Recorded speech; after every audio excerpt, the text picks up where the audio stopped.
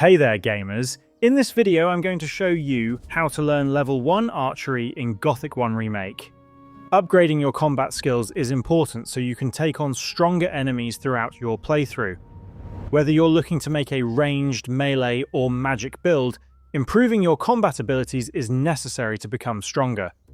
To start, you first need to be in the new camp, as you can see here on the map.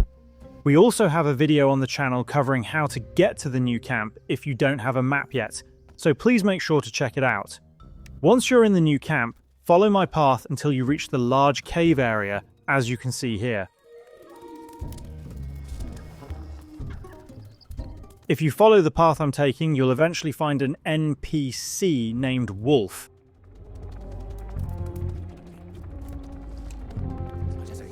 Wolf can upgrade your archery skill to the next level, which improves your draw speed, aiming, and critical strike chance with bows.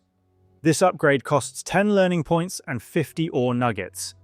I personally will be playing a magic build, but if you're planning to go for a bow build, this is where you can upgrade your archery skill. And that's how to learn level 1 archery in Gothic 1 Remake.